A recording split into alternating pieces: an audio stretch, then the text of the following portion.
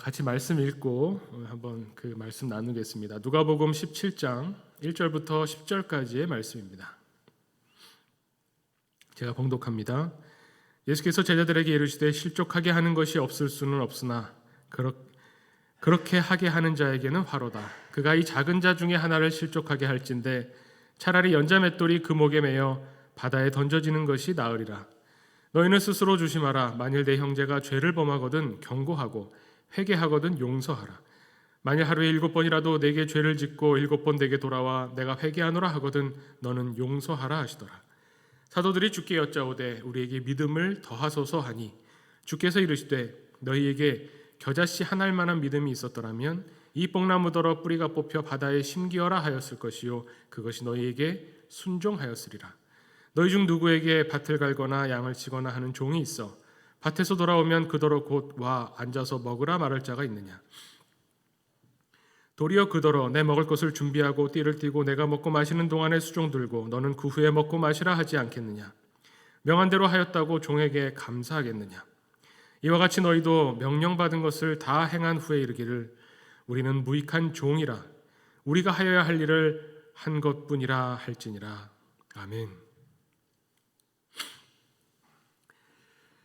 네, 오늘 말씀 마지막 부분에 보면 우리는 무익한 종이다라고 하는 말씀 우리가 많이 들었습니다. 또 앞에 말씀도 마태복음에서 나오는 말씀, 그래서 반복되는 말씀인데 약간 쓰여진 맥락이 다르긴 합니다. 어쨌든 작은 사람 하나를 마음 상하게 실족하게 하는 것보다 차라리 연자맷돌을 메고 바다에 던지는 게 더 낫다 말씀하시죠. 실족하게 하는 게 없을 수는 없겠지만 작은 자 하나라도 실족하지 않게 해라.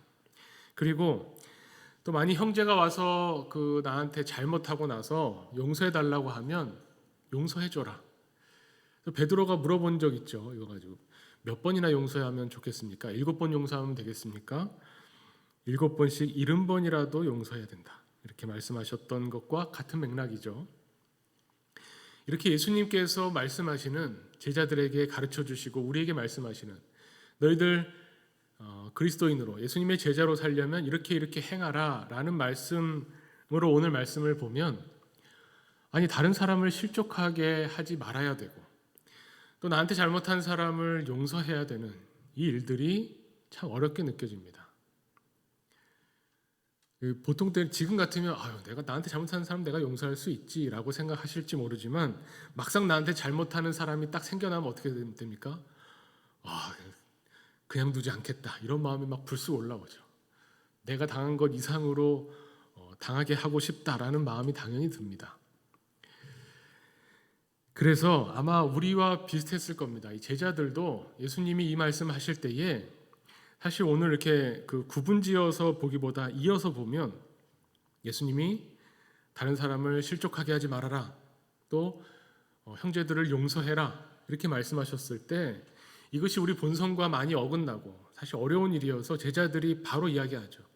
예수님 우리에게 믿음을 더하소서. 이게 무슨 말일까요?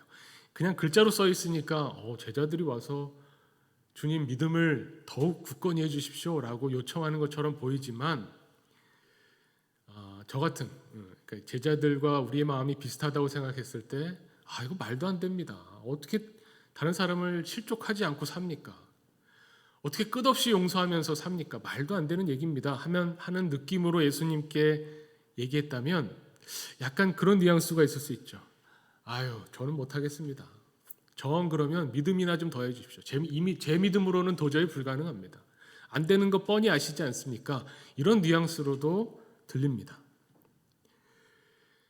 그거는 예수님 이건 정말 지금보다 믿음이 한 100배 정도 있으면 100배 정도 더 커지면 될지 말지 모르겠습니다. 이런 느낌이라면 예수님이 속 시원하게 대답해 주시면 참 좋을 텐데 주님 믿음을 더해 주십시오 라고 하면 그래 믿음 받아라 하시거나 아니면 니네 믿음으로도 충분한데 왜 안 된다고 하느냐 이렇게 말씀하시면 좋을 텐데 이 제자들의 요청에 대해서 예수님의 답변도 참 알쏭달쏭합니다. 뭐라고 하시냐면 얘들아 겨자씨 한 알만한 믿음이 너희에게 있었더라면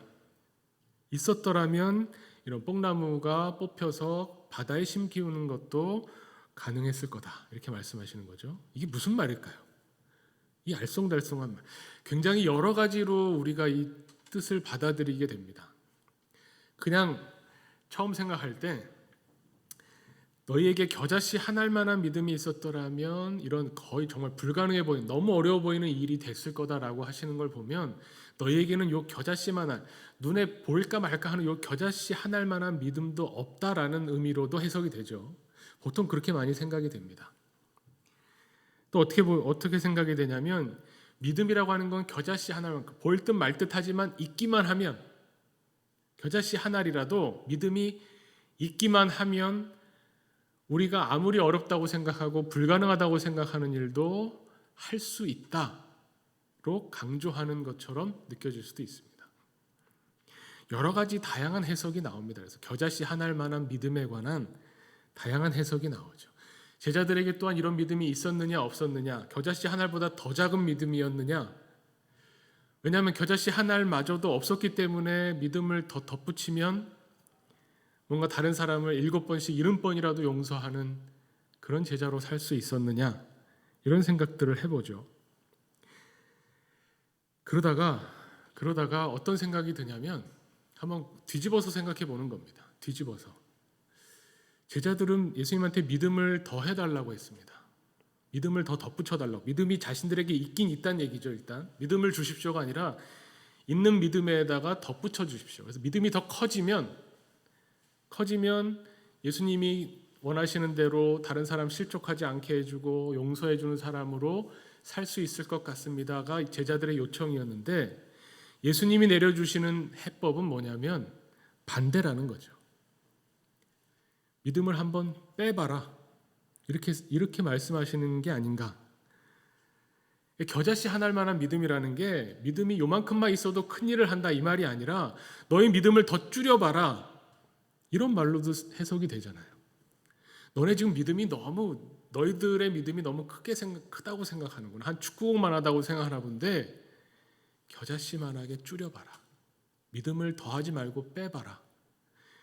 그러면 너희가 불가능하다고 여겼던 일조차 가능해질 수 있다라고 말씀하시는 것일 수도 있죠. 그 사례가 구약 성경에도 나옵니다. 우리가 너무나 잘 알고 지지난주에 우리가 함께 살펴봤는데 기드온 이야기에 보면요, 미디안 군대가 쳐들어옵니다. 13만 명이 넘는 군대가 쳐들어왔어요. 그래서 기드온이 이 이스라엘 사람들 남자들을 모았습니다. 모았더니 처음에 몇 명 모입니까? 3만 2천 명 모였습니다. 이 3만 2천 명 가지고 13만 명이랑 어떻게 싸우지? 근데 하나님께서는 너희가 너무 많다 하세요. 3만 2천 명이 너무 많다. 집에 갈 사람 가라고 해라. 갔더니 10,000명 남았습니다. 10,000명도 많다. 더 보내야 된다. 물가로 데려가서 물 먹는 방법을 봤더니 손으로 이렇게 움켜서 먹는 소심한 사람들, 이 사람들만 남겨라 해서 남은 사람이 300명이죠. 13만 5천 명을 상대로 하는데 300명을 데리고 나가서 싸우라는 겁니다. 이것이 하나님이 생각하시는 믿음에 대한 계산법이죠. 우리는 믿음이 커지면 강력한 능력을 발휘하고 믿음이 커지면 내가 평소 하지 못한 일을 할 수 있을 것이라고 생각하는데, 성경이 우리에게 가르쳐주는 믿음의 계산법은 오히려 반대입니다. 우리가 생각하는 믿음이 줄어들수록, 내가 뭔가 해보겠다고 하는 나의 계획과 나의 생각과 나의 의지가 작아질수록, 그럴수록 하나님이 하실 수 있는 이 공간과 하나님이 하실 수 있는 여지가 더 많아진다는 것을 성경이 가르쳐 줍니다. 여기서 조금 더 나가면 믿음이라고 하는 것은 사실 이런 뽕나무를 산에서 뽑아다가 바다에다 심는 것 같은 그런 능력을 발휘하는 일과 믿음은 사실 상관없다는 것까지 알아야 됩니다. 더하고 빼고를 떠나서 믿음이 얼마만해야 어떤 능력을 발휘하느냐 따질 것도 없이 믿음과 능력은 사실 관계가 없다는 겁니다. 제가 이번 주일 예배 때 그 말씀 드렸었죠. 그리스도인으로 살아가는 데 있어서 은과 금은 내게 없다라는 말이 지금 없다는 게 아니라 우리가 그리스도인으로 살아가면서 그리스도인으로 활동하는 데 있어서 이 세상이 돌아가는데 필요한 은과 금은 우리와 상관이 없다 이 말입니다. 은과 금이 없어도 산다는 말도 아니고 은과 금을 싫어하면서 살라는 말도 아니고, 은과 금이 있어야 우리도 물질이 있어야 이 세상을 살아가는 건 맞는데 그리스도인으로 활동하고 사는 데 있어서 은과 금은 상관이 없다라는 거죠. 믿음이 있고 없고를 떠나서 우리에게 일어나는 기적 같은 일들은 하나님이 필요로 하신다면, 하나님이 원하시고 우리에게 필요하다면 하나님은 어마어마한 능력을 발휘하시는데 사실 그 능력과 우리의 믿음은 상관이 없다는 겁니다. 오히려 우리의 믿음은 빼져야죠. 더해지는 것이 아니라 자꾸 줄어들어야죠. 어떤 의미냐면 하인리히 아놀드라고 하는 학자가 한 말을 한번 제가 인용하겠습니다. 예수님을 따르는 제자도에 관해서 이런 이야기를 합니다. 제자도는 행위가 아니다. 하나님께 자리를 내어드려서 우리 안에 사시게 하는 것이 바로 제자도다. 예수님을 따르는 길이다 라고 이야기합니다. 우리가 무엇을 하느냐의 문제가 아니라 하나님께서 우리 안에 살아서 역사하시도록 우리 삶에 자리를 마련하는 것이 문제다, 이렇게 표현했어요. 바로 그런 거죠. 우리는 우리의 믿음을 어떻게든지 더하고 어떻게든지 키우고 어떻게든지 더 단단하게 해서 우리 생활 속에서 우리가 그리스도인이라는 게 더 많이 드러나고 다른 사람이 부러워할 만한, 세상 사람들이 부러워할 만한 그런 그리스도인의 삶을 살고 싶어 하지만 사실은 내가 하고자 하는 것을 점점 줄여서 하나님이 활동하실 수 있는 내 삶의 영역을 키워가야 됩니다. 오히려 그 부분이 넓어져야 되고 그 부분이 커져야 되는 거죠. 예수님께서 말씀하시는 이 무익한 종의 비유, 그래서 제자들이 잘 못 알아듣는 것 같으니까 무익한 종의 비유를 이야기하시는 겁니다. 종과 주인의 관계 안에서 종이 아무리 주인이 시키는 것을 다 행했다고 해서 칭찬받는 게 아니라는 겁니다. 당연히 그렇게 해야 되는 겁니다. 종이라고 하는 존재는 자신이 수고했다고 해서 그것을 가지고 주인 앞에서 내세우거나 자랑하거나 내가 주인을 위해서 이런 일을 했습니다라고 해서 상을 받는 존재가 아니라 주인이 시키는 일을 하는 것이 마땅한 존재라는 겁니다. 오히려 못하면 그 종이 잘못된 거고 부족한 거고 그대로 다 수행하면 당연한 겁니다. 이것이 무익한 종이 보여주는 거죠. 예수님이 앞에 말씀하신 실족하게 하는 것에 대한 경고, 작은 사람 하나도 실족하게 하면 차라리 연자맷돌을 메고 바다에 그냥 물에 뛰어들어라 라고 말씀하시는 이게 어떤 조건을 걸고 이렇게 살지 않으면 내 제자가 아니다라거나 이렇게 살지 않으면 지옥에 간다라거나 이런 어떤 무시무시한 경고와 협박을 하는 이런 내용이 아니라는 겁니다. 예수님의 이 말씀은 그냥 너무 자연스러운 것을 이야기하는 거예요. 예를 들면 이런 거죠. 운동하지 않으면 건강이 나빠지겠습니다. 이게 협박하는 건가요? 조건을 거는 건가요? 그냥 원래 그렇잖아요. 우리가 운동하면 어쨌든 지금보다 건강해지고 운동하지 않으면 지금보다 건강이 나빠지죠. 그냥 그런 겁니다. 그거를 예수님은 지금 말씀하시고 있는 거예요. 형제가 나에게 잘못했을 때 예수님의 제자라면, 그리스도인이라면 그 형제를 용서하는 겁니다. 왜 그렇습니까? 우리가 주님으로부터 용서받았기 때문에. 우리가 예수 그리스도의 사랑 안에 있고 예수 그리스도의 은혜를 매일매일 깨닫고 경험한다면 나에게 잘못한 사람을 용서하는 것이 그냥 그런 겁니다. 자연스럽게 되는 거예요. 무익한 종의 이야기를 통해서 우리가 들을 수 있는 것은 그리스도인이 이 땅을 살면서 윤리적으로 어떻게 살아야 되는가를 생각할 때 조건을 걸고 뭔가 전제를 따지고 이런 게 아니라는 겁니다. 그리스도인이라면 이렇게 살아야 된다. 이렇게 살지 않는다면 어떤 벌이 있을 거다. 이렇게 살 때 우리는 천국에서 무한한 상급을 받을 거다. 그런 것이 아니라 그리스도인으로 산다고 하는 것은 은혜 받은 자로 산다는 겁니다. 예수 그리스도의 십자가를 경험한 사람이라면 그 십자가에서 우리가 누리게 되는 하나님의 무한하신 사랑과 예수 그리스도의 그 은혜를 경험함으로 그 은혜에 대한 반응으로 사는 겁니다. 기억하시겠지만 향유 부은 여인 사건 있죠. 향유 부인 여인의 사건 중에 이 죄 많은 여인이 예수님 그 발에 향유를 붓고 머리털로 그 발을 씻으면서 주님 발을 붙잡고 하염없이 울 때에 이 향유 부인 여인이 향유를 쏟아 부었기 때문에 예수님으로부터 용서받고 은혜 받은 게 아닙니다. 그 스토리를 읽어보면 이 여인은 하나님께 용서받고 예수 그리스도를 통해서 전해져 오는 그 은혜가 너무 고맙고 감사해서 그 은혜에 반응한 겁니다. 그래서 자기가 가지고 여태까지 모았던 자신의 인생이 담겨 있는 향유를 예수님 발에 쏟아 부은 거죠. 하나님 앞에 헌신해야 복 주신다, 이런 의미가 전혀 아닌 겁니다. 그냥 그것이 자연스러운 당연한 반응이었다는 거죠. 은혜를 얻기 위해서 우리는 그리스도인으로 사는 사람들이 아닙니다.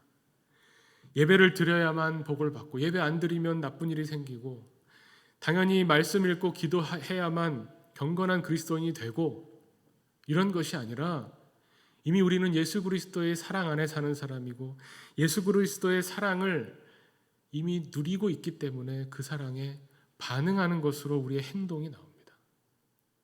능력은 거기에서 그냥 보여지는 것이지 내가 발휘하는 것이 아닌 거죠. 무익한 종은 그저 하나님이 시키는 대로 밭에 나가서 일해라 일하고 왔습니다. 빨리 와서 이제 내 발 씻을 물 가져와라 가져옵니다. 나를 위해서 저녁상 차려라 열심히 차립니다. 그냥 그런 겁니다. 거기에 대해서 내가 상을 차렸으니 오늘 저녁을 제가 맛있게 했으니 뭔가 주인이 나에게 뭔가 더 좋은 것을 줘야 된다, 이렇게 생각하는 것이 아니라 그냥 나는 무익한 종입니다. 원래 하는 일을 하는 것이고 주인에게 뭔가 더 좋은 것을 해드리지 못했기 때문에 이익을 가져다 주지 않는 종, 무익한 종, 원래 그런 종, 당연한 종, 그것이 그냥 나입니다라고 고백하게 되었다는 겁니다. 이거는 그냥 겸손의 표현도 아니고 그냥 주님 안에 있다고 하는, 주님 안에 거한다고 하는 주님과의 관계를 나타내는 표현일 뿐입니다. 내가 주님의 제자로 산다면, 내가 예수님의 은혜를 받아 예수님을 따르는 사람이라면 그냥 그렇다는 거죠. 우리는 믿음을, 왠지 믿음이라는 건 더 키워야 될 것처럼 생각이 되죠. 믿음을 더 가져서 무엇을 하려고 하는가? 그 생각을 안 해봅니다. 그냥 믿음은 크면 좋다고 생각하는데 믿음이 커지면 뭘 하려고 합니까? 기도하면 막 능력이 나타나는 거? 그런 거 아니죠. 마태복음 18장 19절에 보면 예수님께서 이런 말씀하시죠. 두 사람이 땅에서 합심하여 무엇이든지 구하면 하늘 아버지께서 그것을 이루어 주실 것이다. 두 사람이 땅에서 합심해서 무엇이든지 구하면, 여기서 제가 전에도 말씀드렸지만 여기서 포인트는, 핵심은 뭐냐면 합심이죠. 합력이 아니라는 겁니다.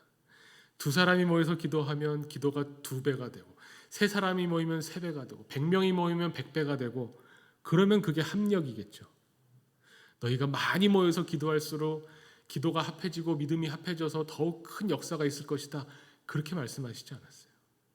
두 사람이 모이든 100사람이 모이든 1000사람이 모이든 합심하면 결국 이건 하나입니다. 너희가 합심해서 하나님께 무엇이든지 구하면 하나님이 너희가 합심해서 마음이 통하고 주님의 마음과 통하는 사람들이 모여서 기도할 때 하나님께서 그 기도를 통해서 역사하시고 일해 나가신다는 것을 가르쳐 주시는 겁니다. 믿음이라는 것은 이런 거죠. 만약에 우리가 생각하는 어떤 믿음이라는 실체가 있다면 그것이 더 오히려 줄어들수록 주님이 더 크게 역사하실 수 있는 공간이 생긴다는 겁니다. 오늘 우리가 이 말씀을 통해서 우리가 오늘 이 자리에 나와 기도할 때에 우리들이 세워놓고 있는 계획들, 바라고 있는 많은 앞으로의 일들이 있습니다. 이 일들이 정말 우리에게 새로운 주님과의 경험과 사건을 가져오기를 바랍니다. 그런데 그 일에 있어서 내 믿음이 더 강해지고 내가 더 강력해져야 그 일을 행할 수 있는 것이 아닙니다.